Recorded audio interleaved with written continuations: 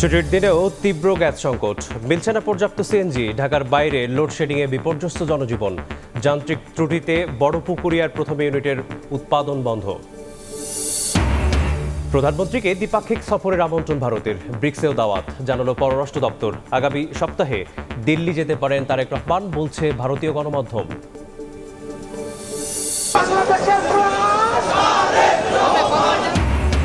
সরকারের ১৮০ দিন উপলক্ষে রাজধানীতে যুবদলের শুভেচ্ছা মিছিল। ৬ মাসেই বেশিরভাগই প্রতিশ্রুতি পূরণের দাবি রিজভির। বেগম জিয়ার জন্মদিনে সারা দেশে দোয়া মাহফিল আয়োজন।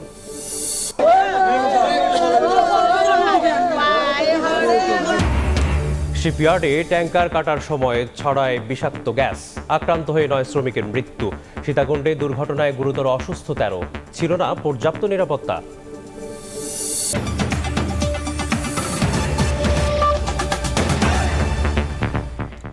প্রবাসী সবাই সঙ্গে আছি আমি মেসবাহুল আলিফ। ছুটির দিনেও তীব্র গ্যাস সংকট, রাজধানীর অধিকাংশ ফিলিং স্টেশন বন্ধ। খোলা থাকা পাম্পগুলোতে দীর্ঘ অপেক্ষায় অসহনীয় ভোগান্তির পরেও মিলছে না পর্যাপ্ত সিএনজি। গ্যাস না পেয়ে রোজগারে টান পড়েছে অনেক যানবাহন চালকের। রাজধানীর শ্যামলীর বাসিন্দা মাহবুব আলী গ্যাস সংকট শুরুর পর থেকেই তার ব্যক্তিগত গাড়ি নিয়ে বেশ বিপাকে। বাসার আশেপাশে গ্যাস না পাওয়ায় বিভিন্ন এলাকার ফিলিং স্টেশন ঘুরে গ্যাস সংগ্রহ করছেন তিনি। কোন দিন এটা সমস্যার সমাধান হবে তাও সঠিকভাবে, ওনারা তো 3 দিন আগে বলছিল 72 ঘন্টা, অলরেডি তো আজকে তো 72 ঘন্টা হয়ে যাওয়ার কথা, তারপরেও তো বোঝা যাচ্ছে না যে আজকে হবে না কালকে হবে, অনেক কষ্ট। ছুটির দিনেও রাজধানীর বিভিন্ন সিএনজি ফিলিং স্টেশনে ভোগান্তির একই চিত্র। দীর্ঘ লাইনে দাঁড়িয়ে ঘন্টার পর ঘন্টা অসহনীয় অপেক্ষার পরও মিলছে না পর্যাপ্ত গ্যাস। বন্ধ অধিকাংশ ফিলিং স্টেশন, ক্ষুব্ধ সাধারণ মানুষ। ভোর 5টার সময় আইসি সিরিয়ালে, এখনো গ্যাস পাই নাই। আজকে বন্ধর দিন, আমরা যে গ্যাস নিয়ে রাখবো এটাও আমরা পাচ্ছি না। মাঝে গ্যাস বন্ধ করে দিচ্ছে, 3 ঘন্টা পরে আবার এই সিরিয়াল ধরছি। হয়তো সমাধান করে দেন, আর না হয়তো হচ্ছে যে গ্যাস পাম্প বন্ধ করে দেন।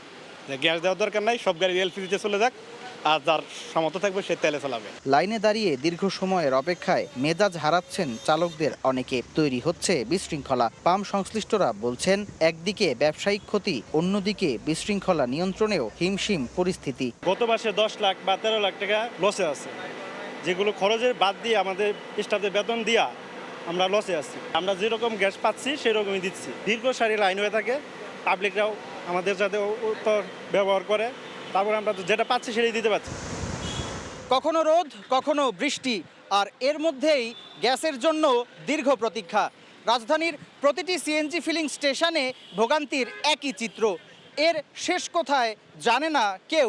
পাম্প সংশ্লিষ্টরা বলছেন, এভাবে আর কয়েকদিন চললে বন্ধ রাখতে হবে সম্পূর্ণ সরবরাহ। এতে বন্ধ হয়ে যেতে পারে নগরীর পুরো যানবাহন ব্যবস্থা। একই সঙ্গে ভোগান্তিতে রয়েছেন নগরীর সাধারণ চালকরা। সকলের প্রত্যাশা, এ সংকট নিরসনে দ্রুত পদক্ষেপ নেবে সরকার। সামদানি প্রত্যয়, সময় সংবাদ, ঢাকা। ঢাকার বাইরে গ্যাস সংকটের সঙ্গে যুক্ত হয়েছে তীব্র লোডশেডিংয়ের ভোগান্তি। যানবাহন চলাচল, কারখানায় উৎপাদনের পাশাপাশি ব্যাহত হচ্ছে বাসাবাড়িতে রান্নাবান্নার কাজ, যার নেতিবাচক প্রভাব পড়েছে জনজীবনে। এদিকে যান্ত্রিক ত্রুটির কারণে বড়পুকুরিয়া তাপবিদ্যুৎ কেন্দ্রের প্রথম ইউনিটের উৎপাদন বন্ধ হয়ে গেছে। ফিলিং স্টেশনে নেই গ্যাস, জ্বালানি নিতে সড়ক জুড়ে যানবাহনের দীর্ঘ সারি। অপেক্ষা করতে করতে অনেকে ঘুমিয়ে পড়ছেন।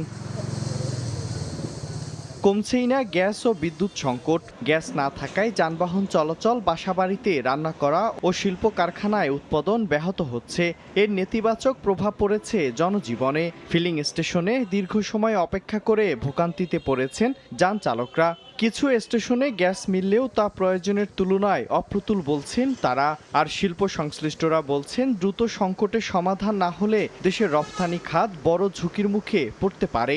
3-4 দিন আগে থেকে গ্যাসের ফাঁসাটা পুরো চলে গেল। রাত্রে আসিও বসে থাকি, দিনেও বসে থাকি, লাইনে গ্যাস নাই। 50 টাকা, 40 টাকা, 60 টাকার গ্যাস ঢুকে, লাইনে গ্যাস নেই, তখন আমরা কি করব? ড্রাইভাররা অনেক কষ্ট করতেছে। আমাদের সাপ্লাইয়ের পরিমাণ যখন কম হয় আর গ্রাহক যখন সবাই মিলে একসাথে ব্যবহার করে, তাহলে তখন কাছাকাছি মেইন লাইনের কাছাকাছি গ্রাহকগুলো গ্যাস ঠিক মতো পায়, দূর দূরান্তে যারা তারা ঠিক মতো পায় না। গ্যাস সংকটের পাশাপাশি চলছে তীব্র লোডশেডিং। বেশিরভাগ সময় বিদ্যুৎ না থাকায় গরমে ভোগান্তিতে মানুষ। শুধু বাসাবাড়ি নয়, ব্যবসা প্রতিষ্ঠান এমনকি হাসপাতালেও হাসফাস অবস্থা। বিকল্প হিসেবে জেনারেটর চালাতে গিয়ে খরচ বাড়ছে শিল্প কারখানায়। 1 ঘন্টা বিদ্যুৎ থাকে, 3 ঘন্টা থাকে না। এটা আসলে খুব দুর্বিষহ অবস্থা। গ্যাস নাই, কোনো কারেন্ট থাকে না, আপনি সব দিক দিয়ে আমরা অনেক কষ্টের মধ্যে আছি।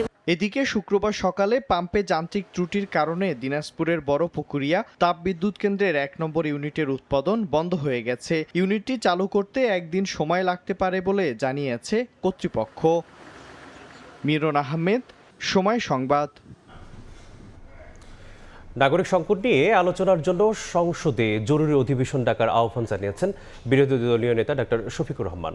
সরকারের ব্যর্থতায় জনজীবন বিপর্যস্ত বলে মন্তব্য করেন তিনি। এদিকে জামায়াতের সেক্রেটারি জেনারেল মিয়া গোলাম পরোয়ার অভিযোগ করেন, রাষ্ট্রের কাঠামোগত কোনো সংস্কার না করে ফ্যাসিবাদ জিয়ে রাখা হচ্ছে। নিজ নির্বাচনী এলাকা মিরপুরের পীরের বাগে শুক্রবার জুমার নামাজ আদায় করেন বিরোধী দলীয় নেতা ও জামায়াত আমির ডাক্তার শফিকুর রহমান। নামাজ শেষে শিশু কিশোর সহ স্থানীয়দের সঙ্গে শুভেচ্ছা বিনিময় করেন তিনি। পরে সাংবাদিকদের প্রশ্নের জবাবে বিরোধী দলীয় নেতা অভিযোগ করেন, সরকারের নানা ব্যর্থতায় বিপর্যস্ত নাগরিক জীবন। জনগণের চলমান সংকট দূর করতে সংসদে জরুরি অধিবেশনের আহ্বান জানান তিনি। মানুষ নামাজে আসে, আমাকে বলতেছে গ্যাস দেন, গ্যাস নেই, পানি দেন, পানি নাই। বিদ্যুৎ অবশ্য এখানে শহর হওয়ার কারণে কিছুটা ভালো, কিন্তু গ্রামে তো মানুষ একবারে মরে যাওয়ার উপক্রম হয়ে যাচ্ছে। আমরা এগুলা নিয়ে মনে করি যে সংসদে অর্থবহ আলোচনা করা উচিত। জনজীবনের যে সাফারিংগুলো, এটা আসলেই অতিষ্ঠ। আমি আজকে জুম্মায় আসার আগেই ভারপ্রাপ্ত স্পিকার যিনি আছেন তাকে আমি ফোন করেছি এবং আমি বলেছি যে সংসদের অধিবেশন জরুরিভাবে ডাকেন। এদিন সকালে খুলনা প্রেস ক্লাবে আন্তর্জাতিক যুব দিবস উপলক্ষে এক যুব প্রতিনিধি সম্মেলনে যোগ দেন জামায়াত সেক্রেটারি মিয়া গোলাম পরোয়ার। এ সময় তিনি অভিযোগ করেন, রাষ্ট্রের কাঠামোগত কোনো সংস্কার না করে সরকার পুরনো ফ্যাসিবাদী কাঠামোই জিয়ে রেখেছে। ওনারা একবারও বলেন না যে আমরা গণভোট মানব, ওনারা বলেন জুলাই সনদ মানব অক্ষরে অক্ষরে। তার অর্থ হলো ওই যে কয়টা নোট অফ ডিসেন্ট দিয়েছেন ওটা বাদ দিয়ে যা থাকে তাই ওনারা মানবেন। তো ওটা বাদ দিয়ে যা থাকবে তাতে সংবিধানের কোনো গুরুত্বপূর্ণ কাঠামোগত পরিবর্তন হবে না, এটা একেবারে ইনভেন্ট্রিয়াল। জুলাই সনদ বাস্তবায়ন হলে কোনো রাজনৈতিক দলই আধিপত্যবাদী হয়ে উঠতে পারবে না বলেও মন্তব্য করেন মিয়া গোলাম পরোয়ার। শফিক মুন্সি, সময় সংবাদ, ঢাকা। প্রধানমন্ত্রী তারেক রহমানকে দ্বিপাক্ষিক সফরের আমন্ত্রণ জানিয়েছে ভারত। শুক্রবার বিষয়টি নিশ্চিত করে দেশটির পররাষ্ট্র মন্ত্রণালয়। মুখপাত্র রণধীর জয়সওয়াল আরও জানান, ব্রিক্স সম্মেলনের জন্যও আমন্ত্রণ জানানো হয়েছে। ভারতীয় গণমাধ্যম বলছে, আগামী সপ্তাহে দিল্লি সফরে যেতে পারে তারেক রহমান। 2 দিনের সফরে নরেন্দ্র মোদীর সঙ্গে বৈঠকে শেখ হাসিনার প্রত্যর্পণ, পানি বন্টন, বাণিজ্য, সীমান্ত ও জ্বালানি সহযোগিতা নিয়ে আলোচনা হতে পারে। দিল্লিতে অনুষ্ঠিতব্য ব্রিক্স সম্মেলনে প্রধানমন্ত্রী তারেক রহমানকে আমন্ত্রণ জানায় ভারত। তবে সাম্প্রতিক কিছু ইস্যু ঘিরে প্রধানমন্ত্রীর দিল্লি সফর নিয়ে তৈরি হয় অনিশ্চয়তা। এর মধ্যে গেল 10 আগস্ট ঢাকায় তারেক রহমানের সঙ্গে সাক্ষাৎ করেন ভারতের হাই কমিশনার দীনেশ ত্রিবেদী। শুক্রবার ভারতীয় সংবাদ মাধ্যম এনডিটিভি দাবি করে, আগামী সপ্তাহের শেষ দিকে ভারত সফরে যেতে পারেন প্রধানমন্ত্রী তারেক রহমান। সম্ভাব্য সফর ঘিরে ঢাকা ও নয়াদিল্লিতে প্রস্তুতি চলছে বলেও জানিয়েছে গণমাধ্যমটি। তবে সফরের চূড়ান্ত তারিখ ও কর্মসূচি এখনও নির্ধারিত হয়নি। গণমাধ্যমের দাবি অনুযায়ী 2 দিনের সফরে নরেন্দ্র মোদীর সঙ্গে বৈঠকের কথা রয়েছে প্রধানমন্ত্রী তারেক রহমানের। দ্বিপক্ষীয় বৈঠকে শেখ হাসিনার প্রত্যর্পণ ইস্যুর পাশাপাশি বাণিজ্য, যোগাযোগ, জ্বালানি, সীমান্ত ব্যবস্থাপনা ও আঞ্চলিক নিরাপত্তা গুরুত্ব পেতে পারে বলেও দাবি করা হচ্ছে।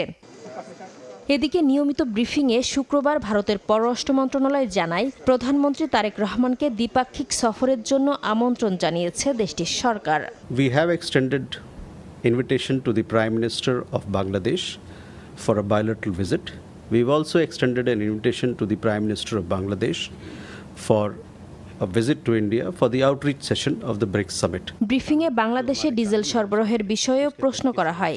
জবাবে মুখপাত্র রণধীর জয়সওয়াল জানান, বাংলাদেশের সঙ্গে ডিজেল সরবরাহের জন্য ভারতের চুক্তি রয়েছে। সার্বিক দিক বিবেচনায় সিদ্ধান্ত নেবে ভারত সরকার। As you know that we have an ongoing arrangement with Bangladesh for supply of diesel. This continues. Insofar as the additional request that you mentioned is concerned, this will be examined keeping in mind our own requirement, our refining capacity. 2024 সালের আগস্টে শেখ হাসিনা সরকারের পতনের পর দুই দেশের সম্পর্কে টানাপোড়েন তৈরি হয়। সবশেষ দিল্লিতে সাংবাদিকদের সঙ্গে শেখ হাসিনার ভার্চুয়াল মতবিনিময়ের ঘটনায় নতুন করে উত্তেজনা বাড়ে। ভারতকে কড়া প্রতিক্রিয়াও জানায় বাংলাদেশ। নাসরিন রুমি, সময় সংবাদ। ভারতের সঙ্গে কোনো ধরনের আপোষ করে নয়াদিল্লি সফর করলে জনগণ তা মেনে নেবে না বলে মন্তব্য করেছেন বিরোধী দলীয় চিফ হুইপ ও এনসিপি আহ্বায়ক নাহিদ ইসলাম। শুক্রবার বিকেলে রাজধানীর যাত্রাবাড়িতে আয়োজিত গণসমাবেশে এ কথা বলেন তিনি। জবাবদিহি নিশ্চিত না করে প্রধানমন্ত্রীর ভারত সফর করা উচিত নয় বলেও মন্তব্য করেন নাহিদ। দুর্নীতি ও লুটপাটের কারণে দেশে তীব্র জ্বালানি সংকট তৈরি হয়েছে বলে দাবি করেন বিরোধী দলীয় চিফ হুইপ। চলমান সংকট দ্রুত নিরসন করা না হলে কঠোর আন্দোলনের হুঁশিয়ারি দিয়েছেন তিনি।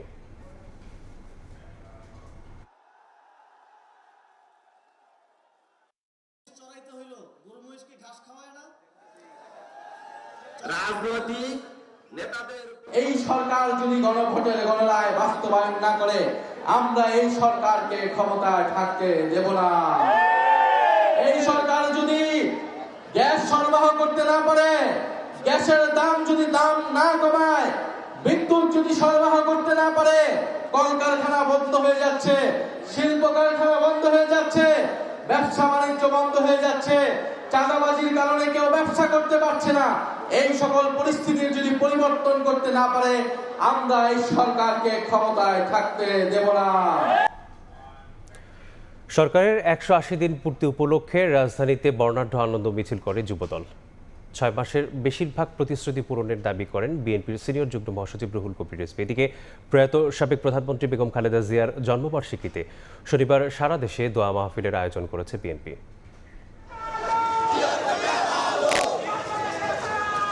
সরকারের 6 মাস পূর্তিতে রাজধানীতে আনন্দ মিছিল বের করে যুবদল। প্রধানমন্ত্রী ও বিএনপি চেয়ারপারসন তারেক রহমানকে অভিনন্দন ও শুভেচ্ছা জানিয়ে আনন্দ মিছিল করে সংগঠনটির নেতাকর্মীরা। যুবদলের নেতাকর্মীরা সরকারের বিভিন্ন নির্বাচনী প্রতিশ্রুতি এবং প্রথম 6 মাসের কার্যক্রমের সফল বাস্তবায়নের প্রশংসা করেন। নটরডেম কলেজ এলাকা থেকে শুরু হওয়া মিছিলটি ফকিরাপুল হয়ে নয়াপল্টনে বিএনপি কেন্দ্রীয় কার্যালয়ের সামনে গিয়ে শেষ হয়। এদিকে শুক্রবার দুপুরে নয়াপল্টনের সংবাদ সম্মেলনে দলের সাম্প্রতিক কর্মসূচি ও রাজনৈতিক অবস্থান নিয়ে সংবাদ সম্মেলন করেন বিএনপির সিনিয়র যুগ্ম মহাসচিব রুহুল কবির রিজভী। তিনি বলেন, বর্তমান সরকারের রাষ্ট্র পরিচালনার 180 দিন পূর্তি উপলক্ষে সারা দেশের নানা কর্মসূচি পালনের সিদ্ধান্ত নিতে যাচ্ছে বিএনপি। আমাদের ম্যানিফেস্টোতে যেটি উল্লেখ আছে, যেটি অঙ্গীকার করা হয়েছে নির্বাচনের প্রাক্কালে, সেগুলো অধিকাংশই পূরণ হয়েছে। কোথাও হয়তো 19-20 হতে পারে। সরকার গত 180 দিনে যতটুকু কাজ করেছে আগামী 6 মাসে কাজের গতি তার চেয়েও ত্বরান্বিত হবে বলে জানান রুহুল কবির রিজভী। ইমপ্লিমেন্টিং যে ইনস্ট্রুমেন্টগুলো আছে সেই ইনস্ট্রুমেন্টগুলো মোটামুটি গুছিয়ে নিয়ে কাজগুলো করতে হচ্ছে। তো সুতরাং আপনি দেখবেন যে এর পরবর্তী 6 মাস আরও জোরালোভাবে এটা অ্যাক্সেলারেট হবে এবং এটা ত্বরান্বিত হবে এবং কর্মসূচিগুলো সফল বাস্তবায়ন হবে। এদিকে প্রয়াত সাবেক প্রধানমন্ত্রী বেগম খালেদা জিয়ার জন্মবার্ষিকী উপলক্ষে শনিবার রাজধানী সহ সারা দেশে দোয়া মাহফিলের আয়োজন করেছে বিএনপি। দলের পক্ষ থেকে জানানো হয়েছে গুলশানে বাদ আসর বিশেষ দোয়ার আয়োজন করা হবে। একই সঙ্গে দেশের বিভিন্ন জেলা, মহানগর ও ইউনিট পর্যায়েও দোয়া মাহফিলের আয়োজন করা হবে। ঢাকা সহ সারা দেশে দলীয় কার্যালয়গুলোতে দোয়া অনুষ্ঠিত হবে। রায়দুল ইসলাম শুভ, সময় সংবাদ, ঢাকা। প্রবাসী সভায় আরও থাকছে, অপরাধ না করেও ফাঁসির আসামি হয়ে 21 দিন কারাভোগ। কক্সবাজারের সোনা মিয়ার পরিচয় ব্যবহার রোহিঙ্গা যুবকের। মাদক মামলার তদন্তে সত্য বেরিয়ে আসায় খালাস। এলএনজি ট্যাঙ্কার কাটার সময় ছড়ায় বিষাক্ত গ্যাস। আক্রান্ত হয়ে প্রাণ গেল 9 শ্রমিকের। সীতাকুণ্ডের শিপইয়ার্ডে দুর্ঘটনায় গুরুতর অসুস্থ 13 জনকে ভর্তি করা হয়েছে চট্টগ্রাম মেডিকেল কলেজ হাসপাতালে। শিপইয়ার্ডে নিরাপত্তা ব্যবস্থা না থাকার অভিযোগ করেছেন স্বজনরা। ফায়ার সার্ভিস বলছে, মালিক পক্ষের গাফিলতিতে এই দুর্ঘটনা।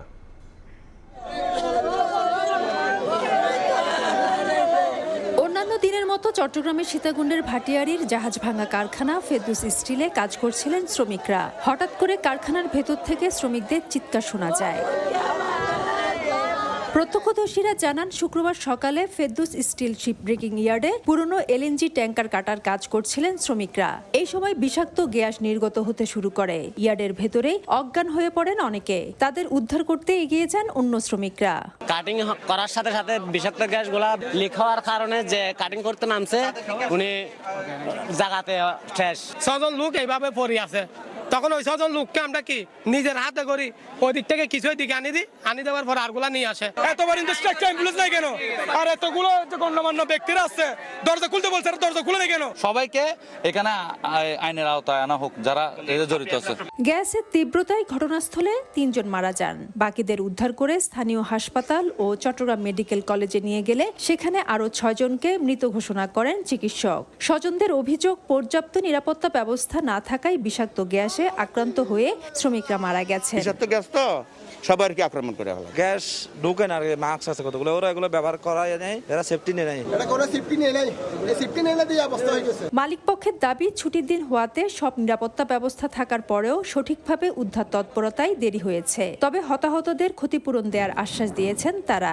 যারা এখানে ইনসিডেন্টের ভিকটিম হয় ওনাদেরকে আমরা রেস্কিউ করতে আমাদের সময় লেগে যায়। যদি একটা অপারেশনাল ডের মধ্যে হইতো, মানে যখন কার্যক্রম চলে, তাহলে অবশ্যই আমরা এত ক্ষয়ক্ষতি হতো না। যারা এখানে আহত হয়েছেন ওনাদের সম্পূর্ণ চিকিৎসা এটা আমাদের দায়িত্বে, এবং যারা নিহত হয়েছেন ওনাদের যত ক্ষতিপূরণ আছে রাষ্ট্রীয় নিয়ম অনুযায়ী, এবং আমরা ওনাদের পারিবারিকভাবে যতটুকু যেভাবে ক্ষতিপূরণ আমরা সর্বোচ্চ ক্ষতিপূরণ ইনশাল্লাহ আমরা দেব। সেনাবাহিনী ও ফায়ার সার্ভিসের একটি টিম দুর্ঘটনাস্থল পরিদর্শন করে। ফায়ার সার্ভিস জানায়, ঘটনাস্থল থেকে এখনো বিষাক্ত গ্যাস নির্গত হচ্ছে। চাপ বেশি থাকার কারণে দুর্ঘটনাস্থলে শেষ পর্যন্ত পৌঁছানো সম্ভব হয়নি। শিপইয়ার্ডের যে ইনচার্জ আছে ওনার সাথে আমি কথা বলেছি, উনি বলেছেন যে ওনাদের তথ্য অনুযায়ী এখানে আর কোনো ভিকটিম এটার ভিতরে নাই। তবে যেহেতু স্থানীয় জনগণ বলতেছে 2 একজন থাকতে পারে, এর জন্যই আমরা এখানে অবস্থান করতেছি, যাতে এই গ্যাসটা রিডিউস হইলে পরে আমরা পূর্ণাঙ্গ সার্চ করে আমরা এটা কনফার্ম করতে পারবো যে আর এটার ভিতরে কোনো ভিকটিম আছে কিনা। পুলিশ ও অর্থমন্ত্রী বলেছেন, দুর্ঘটনায় তদন্ত কমিটি গঠন করা হবে। তাদের রিপোর্টের আলোকে পরবর্তী আইনি ব্যবস্থা নেওয়া হবে। প্রকৃত ঘটনা উদ্ঘাটনের জন্য আমরা একটা তদন্ত কমিটি করব। জেলা প্রশাসন সহ পুলিশ প্রশাসন, ফায়ার সার্ভিস সম্মিলিতভাবে। শিপ ব্রেকিং অ্যাসোসিয়েশন থেকে প্রত্যেক পরিবারকে ওরা 10 লক্ষ টাকা করে, আমরা বলেছি ওদেরকে কম্পেনসেশনের কথা, ওরা 10 লক্ষ টাকা করে প্রত্যেক ফ্যামিলিকে দেওয়া হচ্ছে। তো সরকারের পক্ষ থেকে আমরা কিছু দেব। প্রাণ হারানো সবার বাড়ি ভাটিয়ারি এলাকায়। গত বছর এই জাহাজটি ফেরদৌস শিপইয়ার্ডে আনা হয়। ফেরদৌস লিপি, সময় সংবাদ, চট্টগ্রাম। চট্টগ্রাম বন্দরের বহির্নোঙরে 2টি মাদার ভেসেলের সংঘর্ষে গ্যাস অয়েলবাহী জাহাজ সি স্পাইকের ইঞ্জিনে পানি ঢুকতে শুরু করেছে। জাহাজটির 21 জন নাবিককে সুস্থ অবস্থায় উদ্ধার করা হয়েছে। শুক্রবার বিকেলে আলফা অ্যাঙ্কারেজে মার্শাল আইল্যান্ডের পতাকাবাহী জাহাজ সি স্পাইক নোঙর করার সময় নিয়ন্ত্রণ হারিয়ে বাল্ক ক্যারিয়ার লাইবেরিয়ান জাহাজ সানশাইনের সঙ্গে সংঘর্ষ হয়। খবর পেয়েই নৌবাহিনীর 2টি উদ্ধারকারী জাহাজ নিয়ে ঘটনাস্থলে ছুটে যান সোয়ার্টস সদস্যরা। একই সময়ে উদ্ধারে এগিয়ে আসে কোস্টগার্ডের উদ্ধারকারী 2টি জাহাজ। সানশাইন জাহাজে 52,000 মেট্রিক টন গম এবং সি স্পাইকে 33,000 টন গ্যাস অয়েল রয়েছে।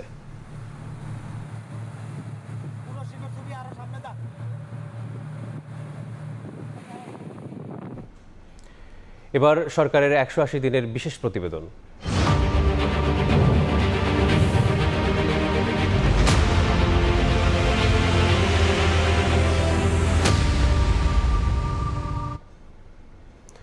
দায়িত্ব নেওয়ার 180 দিনের মধ্যে ক্রীড়াঙ্গনে আমূল পরিবর্তন এনেছে বর্তমান সরকার। দেশের ইতিহাসে প্রথমবার খেলোয়াড়দের জন্য চালু করা হয়েছে ভাতা ও ক্রীড়া কার্ড। খেলোয়াড় তৈরিতে 10 থেকে 14 বছর বয়সী ক্রীড়াবিদদের জন্য আয়োজন করা হয়েছে নতুন করে স্পোর্টস। ফাইম ইসলামের রিপোর্ট। নবনিযুক্ত প্রতিমন্ত্রী সরকার গঠনের আগে বাংলাদেশ জাতীয়তাবাদী দল বিএনপির নির্বাচনী ইশতেহারের অন্যতম অঙ্গীকার ছিল ক্রীড়া হলে পেশা, পরিবার পাবে ভরসা। সরকার গঠনের পর সেই লক্ষ্যেই কাজ শুরু করেন বর্তমান যুব ও ক্রীড়া প্রতিমন্ত্রী আমিনুল হক। ক্রিকেট, ফুটবল ছাড়া দেশের অন্যান্য ডিসিপ্লিনের খেলোয়াড়রা হরহামেশাই ভোগেন আর্থিক অনিশ্চয়তায়, যার কারণে ভবিষ্যতের কথা চিন্তা করে অনেক সম্ভাবনাময় অ্যাথলিট তরুণ বয়সেই খেলা ছেড়ে জীবিকা নির্বাহের জন্য বেছে নেন অন্য পেশা। পিছিয়ে থাকা ফেডারেশনগুলোর অ্যাথলিটদের আর্থিক নিশ্চয়তার জন্য দেশের ইতিহাসে প্রথম ক্রীড়া ভাতার সঙ্গে ক্রীড়া কার্ড চালু করে বর্তমান সরকার। এই পরিকল্পনার আওতায় বিভিন্ন ডিসিপ্লিনের 300 অ্যাথলিট যুব ও ক্রীড়া মন্ত্রণালয়ের কাছ থেকে মাসিক 1 লাখ টাকা করে বেতন পাচ্ছেন। ভবিষ্যতে আরও 200 ক্রীড়াবিদকে ক্রীড়া ভাতার আওতায় আনার পরিকল্পনা আছে যুব ও ক্রীড়া মন্ত্রণালয়ের। প্রতি মাসে আমাদের যে ক্রিয়া ভাতা প্রদান করে আমরা চেষ্টা করছি যে খেলোয়াড়দের পেশাগত স্বীকৃতি বা পেশাদারিত্বর জায়গাটি নিশ্চিত করতে। খেলোয়াড়দের শুধু স্বাবলম্বী নয়, খেলোয়াড় তৈরিতেও বিভিন্ন উদ্যোগ নিয়েছে বর্তমান সরকার। প্রথমবারের মতো আয়োজিত হয়েছে নতুন কুড়ি স্পোর্টস। সারা দেশ থেকে এই ক্রীড়াযজ্ঞে অংশ নিয়েছে 1,70,000-এরও বেশি ক্ষুদে ক্রীড়াবিদ। নতুন কুড়ি স্পোর্টস থেকে উঠে আসা সেরা ক্রীড়াবিদদের নিয়েও দীর্ঘমেয়াদী পরিকল্পনা আছে যুব ক্রীড়া মন্ত্রণালয়ের। দেশের স্পোর্টসের পাইপলাইন সমৃদ্ধ করার পাশাপাশি এই ক্রীড়াবিদদের হাত ধরেই অলিম্পিকের পদকখরা মিটবে বলে প্রত্যাশা যুব ক্রীড়া প্রতিমন্ত্রীর। এই নতুন কুড়ি স্পোর্টসের মাধ্যমে আমরা পাইপলাইনে আমরা খেলোয়াড় তৈরি কার্যক্রম শুরু করেছি। অলিম্পিকের মতো সর্বোচ্চ আসরে 10 বছর পরে যাতে তাদের খেলার সেই সুযোগটি আমরা তৈরি করে দিতে পারি। নতুন কুড়ির মাধ্যমে জাতীয় পর্যায়ে খেলতে পেরে আরও বেশি অনুপ্রাণিত হয়েছেন ক্ষুদে ক্রীড়াবিদরা। ক্রীড়া ভাতা পেয়ে আর্থিকভাবে সচ্ছল হওয়ায় খেলায় আরও মনোযোগী হচ্ছেন অ্যাথলিটরা। প্রত্যেকটা খেলোয়াড়ের ভিতরেই একটা স্প্রিয়া থাকে যে আমাকে পারতে হবে, আমাকে এই ক্রীড়া ভাতাটা ধরে রাখতে হবে। প্রধানমন্ত্রী যে আমাদের খেলার ক্রীড়া ভাতা আওতায় এনেছে, আমরা অনেক উৎসাহিত হয়েছি। আগে যারা চিনতো না যে আমরা খেলতাম, সেরকম করে চিনতো না, এখন আমাদেরকে চিনতেছে। এছাড়া বিশেষ চাহিদা সম্পন্ন অ্যাথলিটদের নিয়ে পরিকল্পনা করছে যুব ও ক্রীড়া মন্ত্রণালয়। প্রথমবারের মতো দেশে অনুষ্ঠিত হবে নতুন কুড়ি প্যারা স্পোর্টস। ক্রীড়াকে পেশা হিসাবে গড়ে তুলতে ক্রীড়া কার্ডের পাশাপাশি খেলোয়াড়দের স্বাবলম্বী করতে ভাতা প্রদান করছে যুব ও ক্রীড়া মন্ত্রণালয়। এছাড়া সারা দেশে একযোগে চালু হয়েছে নতুন কুড়ি স্পোর্টস, যেখান থেকে তৈরি হবে বাংলাদেশের আগামীর তারকারা। জাতীয় স্টেডিয়াম থেকে ফাহিম ইসলাম, সময় সংবাদ, ঢাকা। তরুণদের প্রশিক্ষণের মাধ্যমে দক্ষ জনশক্তিতে রূপান্তরের পাশাপাশি উদ্যোক্তা হিসেবে গড়ে তুলতে সরকারি বেসরকারি উদ্যোগ বাড়ানোর তাগিদ দিয়েছেন যুব ও ক্রীড়া প্রতিমন্ত্রী। আন্তর্জাতিক যুব দিবস উপলক্ষে এফডিসিতে ছায়া সংসদে এ আহ্বান জানান তিনি। বলেন, দুর্নীতির বিরুদ্ধে ঐক্যবদ্ধ অবস্থান জরুরি। আন্তর্জাতিক যুব দিবস উপলক্ষে এফডিসিতে আয়োজন করা হয় ছায়া সংসদ। উঠে আসে তরুণদের সম্ভাবনা ও চ্যালেঞ্জের নানা দিক। ডিবেট ফর ডেমোক্রেসির এই আয়োজনে ছিলেন যুব ও ক্রীড়া প্রতিমন্ত্রী মোহাম্মদ আমিনুল হক। বলেন, শুধু সরকারি উদ্যোগে নয়, যুবশক্তিকে কাজে লাগাতে বেসরকারি খাতকেও এগিয়ে আসতে হবে।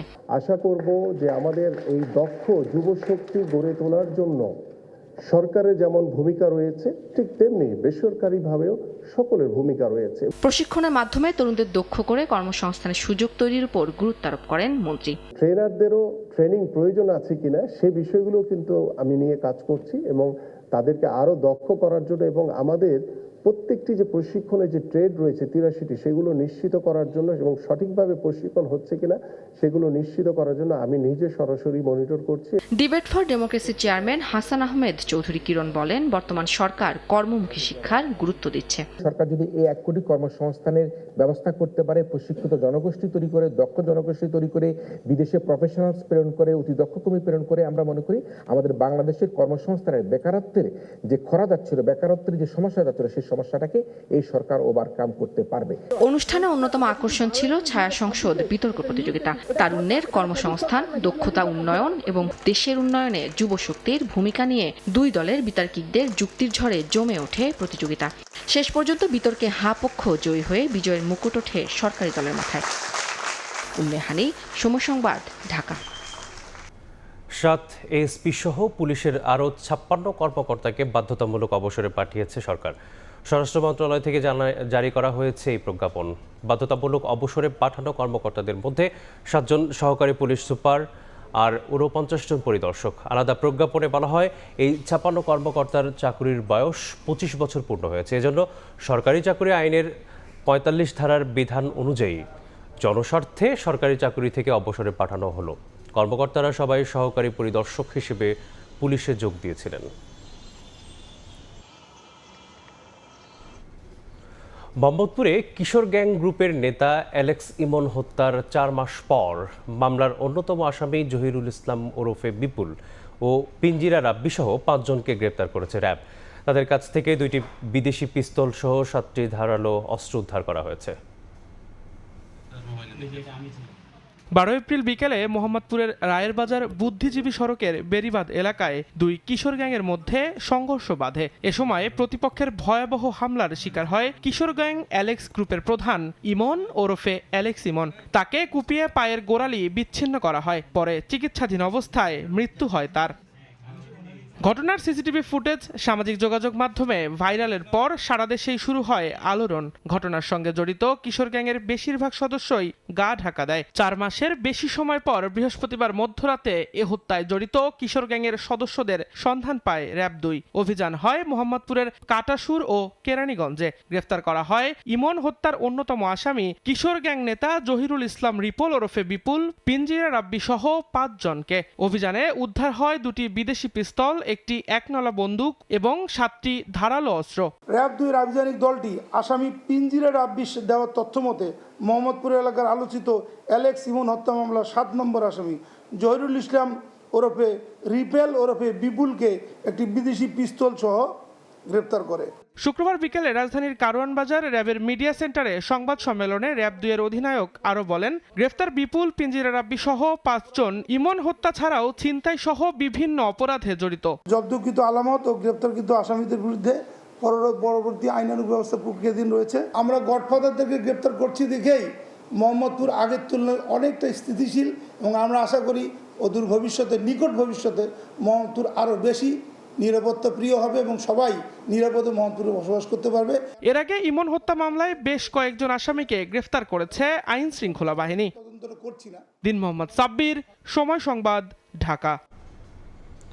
1,90,000 ইয়াবা সহ গ্রেপ্তারের সময় নিজের পরিচয় গোপন করে দিনমজুর সোনা মিয়ার নাম ঠিকানা দিয়েছিলেন রোহিঙ্গা নাগরিক রমজান। পরে জামিনে বেরিয়ে পালিয়ে যান তিনি। এ মামলায় তার দেয়া পরিচয়ে সোনা মিয়া হয়ে যান মৃত্যুদণ্ডের আসামি। পরে আদালতের নির্দেশে পুলিশ পুনরায় তদন্ত করলে উঠে আসে প্রকৃত চিত্র। আয়নাবাজির শিকার সোনা মিয়াকে মুক্তি দিয়েছেন আদালত। মোহাম্মদ ফারাজের ক্যামেরায় বিস্তারিত জানাচ্ছেন সুজাউদ্দিন রুবেল। মৃত্যুদণ্ডের আসামি হয়ে কারাগারে যাওয়া সোনা মিয়া ফিরলেন নতুন জীবন নিয়ে। 1 মাস 21 দিন পর কারাগার থেকে মুক্তি পেলেন তিনি। কারাফটকে অপেক্ষায় থাকা স্ত্রী, সন্তান আর স্বজনদের পেয়ে আবেগ আপ্লুত হয়ে পড়েন তিনি।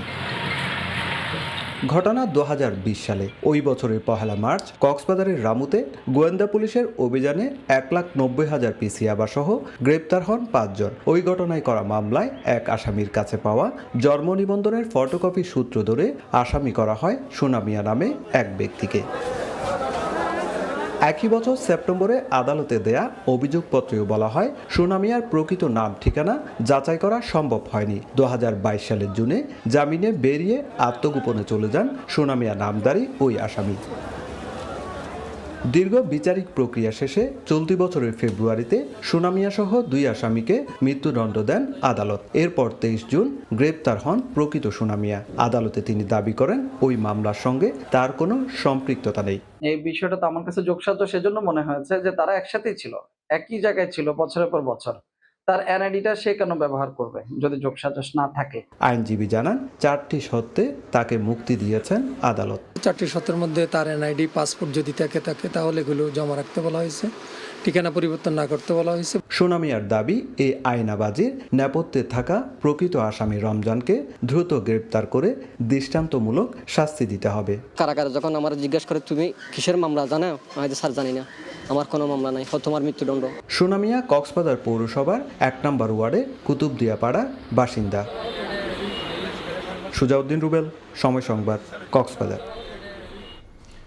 ইতালির রোমে নৃশংস হত্যাকাণ্ডের শিকার একই পরিবারের 3 সদস্যকে দেশে এনে গ্রামের বাড়ি নোয়াখালীতে দাফন করা হয়েছে।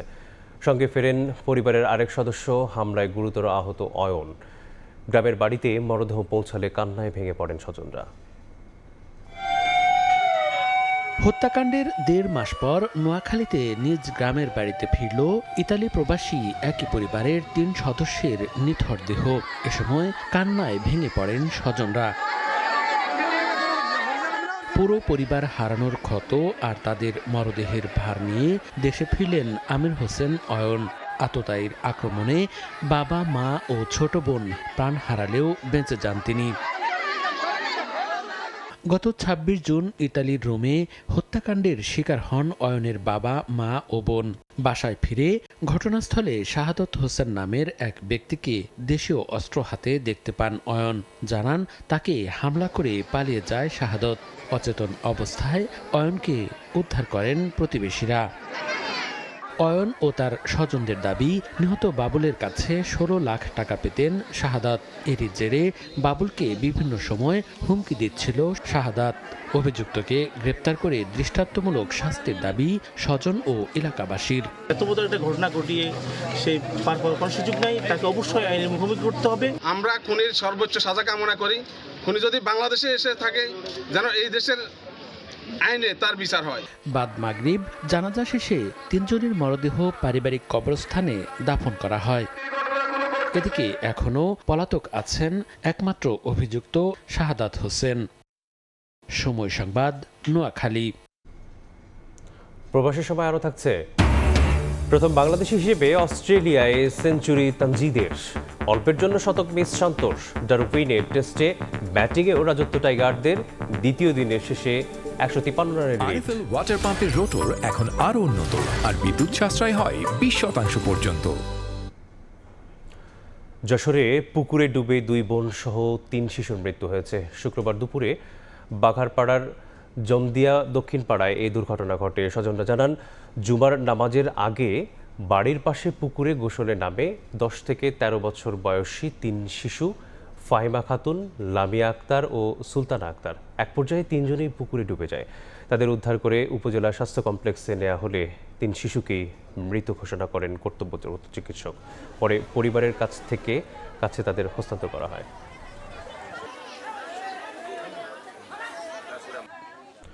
সাবেক প্রধানমন্ত্রী বেগম খালেদা জিয়ার জন্মদিন উদযাপনের প্রস্তুতি নিয়ে আলোচনা সভা করেছে পটুয়াখালী জেলা বিএনপি।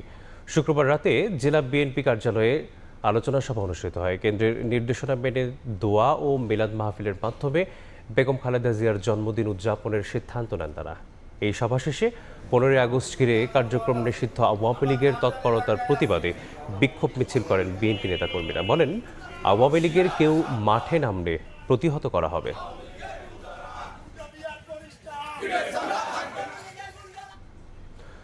ধর্ম নিয়ে যারা বাড়াবাড়ি করে তারা দেশীয় সংস্কৃতির চর্চাকে ধারণ করে না বলে মন্তব্য করেছেন তথ্য ও সম্প্রচার মন্ত্রী জহিরুদ্দিন স্বপন।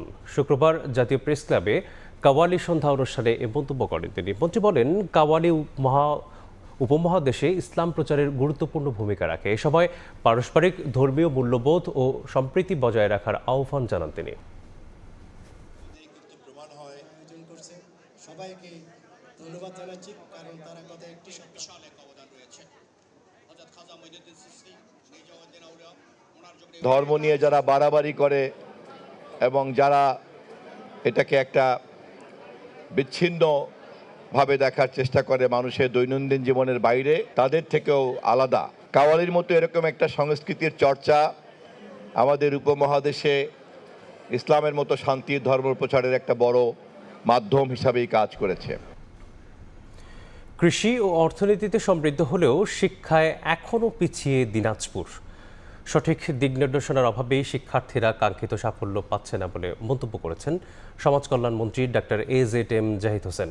শুক্রবার ঢাকা বিশ্ববিদ্যালয়ের ফজলুল হক মুসলিম হলে এক অনুষ্ঠানে তিনি আরও বলেন, নিজের জন্য ভালো কিছু করতে পারলেই দেশ ও জাতির জন্য অবদান রাখা সম্ভব। পড়াশোনার পাশাপাশি স্মার্টফোনের সঠিক ব্যবহার এবং তৃতীয় ভাষা শেখার মাধ্যমে নিজেদের দক্ষ করে গড়ে তোলার পরামর্শ দেন তিনি।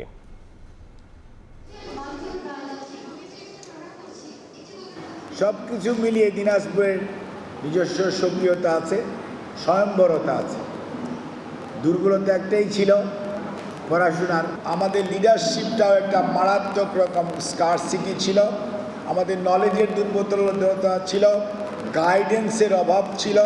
আপনাদের কাছে আমাদের একটাই চাওয়া, আপনারা প্লিজ একজন ভালো মানুষ হবেন, আর একটা ভালো যে সাবজেক্টে ঢুকছেন এই সাবজেক্টটা সুন্দরভাবে পড়ে আপনি শেষ করবেন এবং সহযোগিতা করার ব্যাপারে আমি আমার পক্ষ থেকে বলতে পারি I will do my best. দেশের বাইরের খবর, যুক্তরাষ্ট্র ইরান পাল্টাপাল্টি অবস্থানে হরমুজ প্রণালী নিয়ে বাড়ছে অনিশ্চয়তা। মার্কিন নিষেধাজ্ঞা ও নৌ অবরোধ না উঠলে হরমুজ পুরোপুরি খুলবে না বলে সাফ জানিয়েছেন তেহরান। শর্ত না মানলে যুদ্ধ আরও বাড়ার পাশাপাশি বৈশ্বিক শক্তির সমীকরণ বদলে যেতে পারে বলেও হুঁশিয়ারি দিয়েছে দেশটি। অন্যদিকে প্রয়োজন হলে ইরানের বন্দরগুলোতে অনির্দিষ্টকাল নৌ অবরোধ চালিয়ে যাওয়ার কথা জানিয়েছেন মার্কিন প্রতিরক্ষামন্ত্রী পিট হেগসেথ। বিশ্বের অন্যতম গুরুত্বপূর্ণ জ্বালানি পথ হরমুজ প্রণালী ঘিরে মুখোমুখি অবস্থানে যুক্তরাষ্ট্র ও ইরান। একদিকে হরমুজের নিয়ন্ত্রণ নিয়ে তেহরানের কঠোর হুঁশিয়ারি, অন্যদিকে অবরোধ চালিয়ে যাওয়ার ঘোষণা দিয়েছে ওয়াশিংটন। ইরান যুক্তরাষ্ট্রের বাগযুদ্ধ যেন নিত্যনৈমিত্তিক ব্যাপার হয়ে দাঁড়িয়েছে। ইরানের সর্বোচ্চ নেতার উপদেষ্টা মোহাম্মদ মোকবের বলেছেন, তেহরানের শর্ত মানা না হলে যুদ্ধ আরও বাড়তে পারে, যা বিশ্ব শক্তির ভারসাম্য বদলে দেবে। এদিকে ভুয়া গোয়েন্দা তথ্যের ভিত্তিতে হরমুজ প্রণালী নিয়ে বড় ধরনের ভুল হিসাব না করতে যুক্তরাষ্ট্রকে সতর্ক করেছেন ইরানের পররাষ্ট্রমন্ত্রী আব্বাস আরাকচি। তিনি দাবি করেন, গোয়েন্দা তথ্যের ভুলের কারণে ওয়াশিংটন আগেও বড় ধরনের ভুল করেছে। ইরানের সঙ্গে যুদ্ধ তারই উদাহরণ। অন্যদিকে ইরানের বন্দরগুলোতে নৌ অবরোধ প্রয়োজন হলে অনির্দিষ্টকাল চালিয়ে যাওয়ার সক্ষমতা রয়েছে বলে জানিয়েছেন মার্কিন প্রতিরক্ষামন্ত্রী পিট হেগসেথ। তিনি বলেন, প্রয়োজন অনুযায়ী নৌবাহিনী জাহাজ বদল করে দীর্ঘ সময় ধরে এই অবরোধ বজায় রাখতে পারে যুক্তরাষ্ট্র। গুরুত্বপূর্ণ এই জলপথের নিয়ন্ত্রণ নিয়ে যখন সামরিক উত্তেজনা তুঙ্গে, তখন এর প্রভাব পড়ছে জ্বালানি ও পরিবেশ নিরাপত্তাতেও। ওমান উপকূলে ক্ষতিগ্রস্ত রুশ শ্যাডো ফ্লিট থেকে ছড়িয়ে পড়া তেল নিয়ন্ত্রণে কাজ শুরু করেছে ব্রিটিশ প্রতিষ্ঠান অ্যামব্রে। নাসরিন রুমি, সময় সংবাদ। ভয়াবহ দাবানলে পুড়ছে মালয়েশিয়ার সারাওয়াক রাজ্য ও পার্শ্ববর্তী ইন্দোনেশিয়ার বনাঞ্চল। ছড়িয়ে পড়েছে কুয়াশার মতো ঘন ধোঁয়া। তীব্র বায়ু দূষণে স্বাস্থ্য ঝুঁকি এড়াতে শতাধিক বিদ্যালয় বন্ধ ঘোষণা করেছে কর্তৃপক্ষ। পরিস্থিতি নিয়ন্ত্রণে রাখতে দ্রুত কৃত্রিম বৃষ্টির দাবি জানিয়েছেন স্থানীয় বাসিন্দারা। মালয়েশিয়া থেকে মোহাম্মদ আব্দুল কাদেরের রিপোর্টে থাকছে বিস্তারিত। মালয়েশিয়ার সারাওয়াক রাজ্যে দেখা দিয়েছে দাবানল। শ্রিয়ামান জেলায় প্রায় ৮০ হেক্টর বনাঞ্চল জুড়ে দাবানল ছড়িয়ে পড়েছে, যার অর্ধেক অংশ এখনও নিয়ন্ত্রণে আনা সম্ভব হয়নি। সারাওয়াক ও সীমান্তবর্তী ইন্দোনেশিয়ার বনভূমিতে লাগা দাবানলের প্রভাবে দেখা দিয়েছে তীব্র ধোঁয়া। বায়ুর মান আশঙ্কাজনক হারে নেমে যাওয়ায় পরিস্থিতি ভয়াবহ আকার ধারণ করছে। বাতাসের বিষাক্ততার কারণে সারাওয়াকের সিরিয়ান জেলার অন্তত ১০৮টি প্রাথমিক ও মাধ্যমিক বিদ্যালয় বন্ধ রাখা হয়েছে। স্থানীয় বাসিন্দারা জানিয়েছেন, এবারের ধোঁয়ায় তীব্রতার অতীতের যে কোনো সময়ের চেয়ে অনেক বেশি। পরিস্থিতি সামাল দিতে সরকারের কাছে অবিলম্বে ক্লাউড সিডিং বা কৃত্রিম উপায়ে বৃষ্টি ঘটানোর জন্য জোর দাবি তুলেছেন তারা। আমার মনে হয় এবারের ধোঁয়াশা আগের বছরগুলোর চেয়েও বেশি মারাত্মক। এমনকি এখন তো স্কুলগুলো বন্ধ করে দেওয়া হয়েছে। আমরা আশা করছি কর্তৃপক্ষ, সংশ্লিষ্ট মন্ত্রণালয় বা সরকার কৃত্রিম বৃষ্টির উদ্যোগ নেবে, যাতে ধোঁয়া যতটা সম্ভব কমিয়ে আনা যায়। ধোঁয়ার কারণে সবচেয়ে বেশি বিপাকে পড়েছে শিশু ও প্রবীণরা। কুচিং শহরের বাসিন্দারা জানিয়েছেন, চরম বায়ু দূষণের কারণে ঘরে ঘরে শিশুরা কাশি ও গলা ব্যথায় ভুগছেন। মালয়েশিয়ার পরিবেশ বিভাগের তথ্য অনুযায়ী সেরিয়ান জেলায় বায়ু দূষণ সূচক ১৭৯ গিয়ে ঠেকে। এছাড়া কুচিং ও শ্রিয়ামান এলাকায় সূচক রেকর্ড করা হয়েছে ১৬৮ ও ১৬১, যা স্বাস্থ্যের জন্য অত্যন্ত ঝুঁকিপূর্ণ। মালয়েশিয়ার বায়ুমান সূচক অনুযায়ী ১০১ থেকে ২০০ পর্যন্ত মানকে অস্বাস্থ্যকর, ২০১ থেকে ৩০০ পর্যন্ত খুবই অস্বাস্থ্যকর এবং ৩০০ এর উপরের মানকে ঝুঁকিপূর্ণ হিসাবে বিবেচনা করা হয়। এদিকে বর্ণীয় দ্বীপ সারাওয়াকের সাথে সীমান্ত ভাগ করে নেওয়ায় ইন্দোনেশিয়াতেও দাবানল দেখা দিয়েছে। আগুন ছড়িয়ে পড়েছে লোকালয়ের খুব কাছে। মোহাম্মদ আব্দুল কাদের, সময় সংবাদ, কুয়ালালামপুর, মালয়েশিয়া। দক্ষিণ কোরিয়ায় সরকারি ব্যবস্থায় যাওয়া ইপিএস কর্মীদের কাছ থেকে ১ লাখ থেকে ৩ লাখ টাকা পর্যন্ত জামানত নেওয়ার অভিযোগ উঠেছে বাংলাদেশের সরকারি জনশক্তি রপ্তানি সংস্থা বোয়েসেলের বিরুদ্ধে। এই প্রথা বাতিলের দাবি জানিয়ে সিউলের শ্রম মন্ত্রণালয়ে অভিযোগ করেছেন প্রবাসী বাংলাদেশিরা। দক্ষিণ কোরিয়া থেকে মোহাম্মদ হানিফের রিপোর্ট। লটারি, ভাষা পরীক্ষা ও বাছাই সহ কয়েকটি ধাপ পেরিয়ে যোগ্যতার ভিত্তিতে দক্ষিণ কোরিয়ায় পাড়ি জমান প্রবাসী বাংলাদেশিরা। তবে সরকারি ব্যবস্থায় কোরিয়া যাওয়ার আগেই এইসব ইপিএস কর্মীর কাছ থেকে বাংলাদেশের সরকারি জনশক্তি রপ্তানি সংস্থা বুয়েসেলের জামানত আদায় নিয়ে নতুন করে প্রশ্ন উঠেছে। কোরিয়া যাওয়ার পর কোনো কর্মী কর্মস্থল পরিবর্তন করলে তার জামানত বাজেয়াপ্ত হবে, এমন অঙ্গীকারনামায় স্বাক্ষর নেওয়ার অভিযোগ উঠেছে বুয়েসেলের বিরুদ্ধে। প্রবাসীদের দাবি, কর্মস্থল পরিবর্তন কোরিয়ার শ্রম আইনে বৈধ হওয়ায় এ ধরনের জামানত প্রথা শ্রমিকদের অধিকারের সঙ্গে সাংঘর্ষিক। কোরিয়ান সরকারি যেখানে 3 বার চাকরি চেঞ্জ করার সুযোগ দিচ্ছে, সেই জায়গার ভিতরে বুয়েসেল এটাকে নিষেধ করতে পারে না বা এক প্রকার জুলুম করতে পারে না। ইপিএস আওতাধীন যে কোনো দেশ আছে, কোনো দেশেই এই জামানত প্রথা নাই, সুতরাং এটা একটা অযৌক্তিক। একজন শ্রমিকের কাছ থেকে টাকা নিয়ে সেটা কোম্পানি পরিবর্তনের জন্য নিষেধ করে, এটা আমার কাছে মোটেও বোধগম্য নয়। এই জামানত প্রথা বাতিলের আহ্বান জানিয়ে মঙ্গলবার দক্ষিণ কোরিয়ার শ্রম ও কর্মসংস্থান মন্ত্রণালয়ে অভিযোগ করেছেন এক প্রবাসী বাংলাদেশি। কোরিয়ান শ্রম মন্ত্রণালয়ে আমরা এটা কেস আকারে এটা জমা দিয়েছি এবং আলহামদুলিল্লাহ ওরা কাজ শুরু করে দিচ্ছে। অচিরেই জামানত প্রথা ইনশাল্লাহ নাই হওয়ার ব্যবস্থা আমরা করতেছি। এদিকে বুয়েসেল জানিয়েছে এইচআরডি কোরিয়ার সিদ্ধান্তেই জামানত নেওয়া হচ্ছে। কোরিয়ার শ্রম মন্ত্রণালয় নির্দেশনা দিলে এই প্রথা বিলুপ্ত করা হবে। এইচআরডি কোরিয়ার নির্দেশনা অনুযায়ী বুয়েসেল জামানতটা গ্রহণ করে। কোরিয়া যদি এই অভিযোগ আসে এবং কোরিয়ার এমপ্লয়মেন্ট এবং লেবার মিনিস্ট্রি যদি এ বিষয়ে উদ্বিগ্ন হয় এবং আমাদের কোনো নির্দেশনা দেয় যে জামানত নেওয়া যাবে না, ঠিক আছে, আমরা জামানত নেব না। দক্ষিণ কোরিয়ায় যাওয়া বাংলাদেশি শ্রমিকদের কাছ থেকে জামানত বা গ্যারান্টি অর্থের বিষয়ে করা অভিযোগ বুধবার আনুষ্ঠানিকভাবে গ্রহণ করেছে দক্ষিণ কোরিয়ার শ্রম ও কর্মসংস্থান মন্ত্রণালয়। দক্ষিণ কোরিয়া থেকে মোহাম্মদ হানিফ, সময় সংবাদ। ইতালিতে মধ্য আগস্টের ছুটিতে কমেছে কর্মব্যস্ততা। দীর্ঘ ছুটির সুযোগে প্রচণ্ড গরম আর তীব্র রোদ উপেক্ষা করে জুমার নামাজে বিভিন্ন মসজিদে ঢল নামে মুসল্লিদের। অতিরিক্ত উপস্থিতিতে কোথাও কোথাও হয় একাধিক জামাত। একসঙ্গে বিপুল মুসল্লির নামাজ আদায়ের সুযোগে সন্তুষ্টি প্রকাশ করেছেন প্রবাসী বাংলাদেশিরা। ইতালি প্রতিনিধি মাকসুদ রহমানের তথ্যচিত্রের রিপোর্ট। ইতালিতে চলছে মধ্য আগস্টের টানা ছুটি, স্থানীয় ভাষায় যাকে বলা হয় ফেরাগস্তো। দীর্ঘ ছুটিতে কর্মব্যস্ততা কম থাকায় জুমার নামাজ ঘিরে দেশটির বিভিন্ন মসজিদে দেখা গেছে মুসল্লিদের ব্যাপক উপস্থিতি। প্রচণ্ড গরম আর তীব্র রোদের মধ্যেও শুক্রবার মুসল্লিতে পূর্ণ হয়ে যায় মসজিদগুলো। জায়গা না পেয়ে বাইরে অবস্থান নেন অনেকে। অতিরিক্ত মুসল্লির উপস্থিতিতে অনেক মসজিদেই ধারাবাহিকভাবে অনুষ্ঠিত হয় একাধিক জামাত। একসঙ্গে বিপুল সংখ্যক মুসল্লির জুমার নামাজ আদায়ের সুযোগ হওয়ায় সন্তুষ্টি প্রকাশ করেছেন ইতালি প্রবাসী বাংলাদেশিরা। গ্রীষ্মকালীন ছুটি থাকাতে আগস্টে সবারই ছুটি, তাই আমরা প্রবাসীরা বিভিন্ন ভেনিসের মসজিদগুলোতে একাধিক জামাত অনুষ্ঠিত হয়েছে। আমরা আসলে ভাগ্যবান, আমরা আসলেই গর্বিত। জুমার নামাজে আপনারা দেখছেন অনেক মানুষ, এই আনন্দ সবসময় আমরা দেশে পেয়ে থাকি, কিন্তু আজকে এখানে প্রবাসী মাটিতে একসাথে নামাজ পড়ে খুবই আনন্দ লাগছে। মুসল্লিদের বিশাল সারি মসজিদ নামাজ শেষ করে আসতেছে, এটা আসলে প্রবাসের মাটিতে আমাদের ইসলামের টান, আমাদের দিনের প্রতি যে ভালোবাসা, দিনের প্রতি যে টান, সে টানেরই একটা অংশ। ইতালিতে বর্তমানে প্রায় 25 লাখ মুসলিম ধর্মাবলম্বীর বসবাস। দেশ জুড়ে রয়েছে শত শত মসজিদ ও ইসলামিক সেন্টার। সময় সংবাদ, ইতালি। 3 বছর পর আবারও কানাডার টরন্টোয় ফিরছে উত্তর আমেরিকার প্রবাসী বাংলাদেশিদের সবচেয়ে বড় মিলন মেলা ফোবানা। 40তম ফোবানা সম্মেলনকে ঘিরে এরই মধ্যে শুরু হয়েছে ব্যাপক প্রস্তুতি। এবারের আয়োজনকে ঘিরে স্মরণীয় করে রাখতে পরিকল্পনা হাতে নিয়েছে আয়োজকরা। টরন্টো থেকে রাশেদ লিমনের রিপোর্ট। কানাডার টরন্টোয় হতে যাওয়া 40তম ফোবানা সম্মেলনকে স্মরণীয় করে রাখতে আয়োজনের কোনো কমতি রাখতে চান না আয়োজকরা। উত্তর আমেরিকার মাটিতে বাংলাদেশের সংস্কৃতি, ঐতিহ্য ও কৃষ্টিকে তুলে ধরতে থাকছে নানা আয়োজন।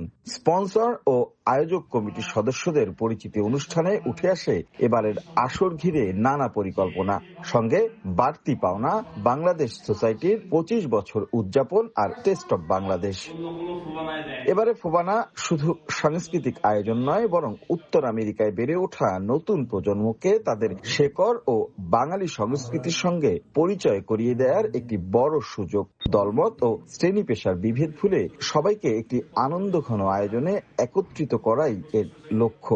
আমরা চাই যে টরন্টোবাসী একটা স্মরণীয় অনুষ্ঠান হবে টরন্টোতে, আবার সবাই আগ্রহী এই অনুষ্ঠানটি উপভোগ করার জন্য। ফোবানার উদ্দেশ্য এবং আদর্শ হচ্ছে আমাদের মাঝে ঐক্য এবং মিলনের সুরটাকে জাগিয়ে তোলা, আমাদের নতুন প্রজন্মের সামনে আমাদের কৃষ্টি এবং কালচারকে তুলে ধরা। এবারের আয়োজনে বিশেষ সম্মাননা জানানো হবে কিংবদন্তি অভিনেত্রী ববিতা এবং বরেণ্য জাদুশিল্পী জুয়েলাইজকে। পাশাপাশি 3 দিন জুড়ে থাকবে বর্ণাঢ্য সাংস্কৃতিক ও বিনোদনমূলক আয়োজন। আমাদের সেমিনার আছে, ইয়ুথ কনফারেন্সের মতো একটা করছি আমরা কিছু গরিব ছাত্রদেরকে কিছু স্টাইপেন্ড ব্যবস্থা করছি। উৎসব মাতাতে মঞ্চে থাকবেন জনপ্রিয় সংগীত শিল্পী আঁখি আলমগীর, ডলি সায়ন্তনী, প্রতীক হাসান, সুমি সহ আরো অনেক জনপ্রিয় শিল্পী ও তারকা। রাশেদ লিমন, সময় সংবাদ, টরন্টো, কানাডা। খেলার খবর। অস্ট্রেলিয়ার মাটিতে ক্যারিয়ারের প্রথম টেস্ট সেঞ্চুরি বাবা মাকে উৎসর্গ করলেন তানজিদ তামিম। ছোটবেলার আইডল অ্যাডাম গিলক্রিস্টের কাছ থেকে প্রশংসা পেয়ে রোমাঞ্চিত টাইগার এই ওপেনার। অস্ট্রেলিয়ার কন্ডিশনে বিশ্বসেরা বোলারদের বিপক্ষে সেঞ্চুরির কীর্তি আত্মবিশ্বাস যোগাচ্ছে তাকে। এদিকে বাংলাদেশের পারফরমেন্সে অবাক করছে অজিতের। যে কোনো মূল্যে ম্যাচ বাঁচাতে চায় স্বাগতিকরা। তৃতীয় দিনে সফররতদের দ্রুত অল আউটের আশায় অজি অলরাউন্ডার বি ওয়েস্টার। আরও জানাচ্ছেন তারিক হোসেন শিমুল।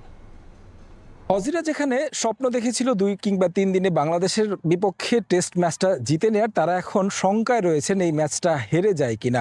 এই ম্যাচে এমন পরিস্থিতিতে নিয়ে আসার জন্য যাদের অবদান, তাদের একজন নিঃসন্দেহে হাসান মাহমুদ এবং দ্বিতীয় দিনে যার অনবদ্য সেঞ্চুরি তানজিদ হাসান তামিম। তার এই সেঞ্চুরিতে ভর করে কিন্তু বাংলাদেশ লিড নিয়েছে এবং অসাধারণ পারফরমেন্সের পর তিনি কিন্তু প্রশংসায় ভাসছেন। ইন্টারভিউ দিয়েছেন অস্ট্রেলিয়ান লেজেন্ড অ্যাডাম গিলক্রিস্টের কাছে, যার খেলা দেখে তিনি বড় হয়েছেন, যাকে আসলে ছোটবেলা থেকেই পছন্দ করতেন এবং তার কাছ থেকেও তিনি প্রশংসা শুনেছেন। অ্যাডাম গিলক্রিস্ট ছোটবেলায় তো যখন দেখতাম অনেক মানে কি বলবো পছন্দের একটা প্লেয়ারও, আর ও যখন আমার ইন্টারভিউ করছিল তার আগে আমাকে বলছিল যে ও অনেক এনজয় করছে আমার ব্যাটিংটা, তো এটা ভালো লাগার বিষয় আমার কাছে। সাদা পোশাকের সেঞ্চুরি বরাবরই যে কোনো ব্যাটসম্যানের জন্য, যে কোনো ক্রিকেটারের জন্যই কিন্তু স্পেশাল এবং তানজিদ হাসান তামিম সেটা নিজের দ্বিতীয় টেস্ট ম্যাচে করেছেন অস্ট্রেলিয়ার মাটিতে, যেখানে তার প্রতিপক্ষ বোলার ছিল Pat Cummins, Mitchell Starc, Josh হ্যাজেলউডের মতো বোলাররা, এবং তিনি এই দুর্দান্ত সেঞ্চুরিটাকে উৎসর্গ করেছেন তার বাবা মাকে, এবং কি দলের জন্য তিনি যে পারফর্ম করতে পেরেছেন সেটাকেই বড় করে দেখছেন। ওরাও অনেক ভালো বোলিং করছে, তো আমাদেরও চেষ্টা ছিল যে আমরা এক্সট্রা কিছু করব না। আর দিন শেষে আমার যে বললেন সেকেন্ড টেস্টে একটা সেঞ্চুরি, সত্যি অনেক ভালো লাগার একটা মুহূর্ত। আমার সেঞ্চুরিটা যেহেতু অবশ্যই স্পেশাল, আমি আমার বাবা মার জন্য এটা দিতে চাই আর কি। মাইটি অস্ট্রেলিয়া যেখানে নিজেদের মাটিতে সবসময় দাপট দেখায়, সেখানে একেবারে বিধ্বস্ত অবস্থা স্বাগতিকদের। দ্বিতীয় দিনেও আসলে মন খারাপ করেই প্রেস কনফারেন্সে আসতে হয়েছে ওয়েবস্টারকে, এবং তিনি বাংলাদেশ ব্যাটসম্যানদের প্রশংসায় ভাসিয়েছেন। এই ম্যাচটা তারা লক্ষ্য রাখছেন অন্তত হাতছাড়া হবে না, সেক্ষেত্রে তৃতীয় দিনে খুব দ্রুত বাংলাদেশকে অল আউট করতে চায়। ওরা দারুণভাবে মোমেন্টাম ধরে রেখেছে। দেখা যাক, এখনো ম্যাচে 3 দিন বাকি, আশা করি ম্যাচে ফিরতে পারবো। চতুর্থ ইনিংসে ছোট টার্গেট তাড়া করাও কঠিন হয়ে ওঠে। এখনো জয় আমাদের মূল লক্ষ্য। প্রথম কাজ হলো দ্রুত বাকি 4 উইকেট তুলে নেওয়া, এরপর ব্যাটিংটাও ভালো করতে হবে। আমাদের বেশ কিছু আক্রমণাত্মক ব্যাটার রয়েছে। অজিরা যখন ডারউইন টেস্ট বাঁচাতে মরিয়া, তখন বাংলাদেশ মুখিয়ে তাদের লিডটাকে বড় করে নিতে। সেক্ষেত্রে ডারউইন টেস্টে জয়ের সুবাতাস পেতে শুরু করবে টিম টাইগার্স, আর সেটা করতে পারলে অস্ট্রেলিয়ার মাটিতে হবে নতুন ইতিহাস। মারারা ক্রিকেট গ্রাউন্ড থেকে তারেক হাসান শিমুল, সময় সংবাদ, ডারউইন, অস্ট্রেলিয়া। এ পর্যায়ে শীর্ষ সংবাদগুলো জানিয়ে দিচ্ছি আরেকবার। ছুটির দিনেও তীব্র গ্যাস সংকট, বেলছে না পর্যাপ্ত সিএনজি। ঢাকার বাইরে লোডশেডিংয়ে বিপর্যস্ত জনজীবন। যান্ত্রিক ত্রুটিতে বড়পুকুরিয়ার প্রথম ইউনিটের উৎপাদন বন্ধ। প্রধানমন্ত্রীকে দ্বিপাক্ষিক সফরের আমন্ত্রণ ভারতের। ব্রিক্সেও দাওয়াত জানালো পররাষ্ট্র দপ্তর। আগামী সপ্তাহে দিল্লি যেতে পারেন তারেক রহমান, বলছে ভারতীয় গণমাধ্যম।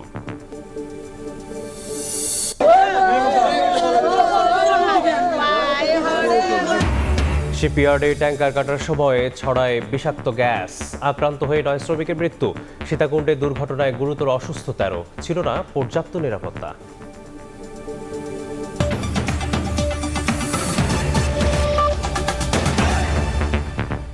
এই ছিল প্রবাসের সময়, সঙ্গেই থাকুন সময়ের।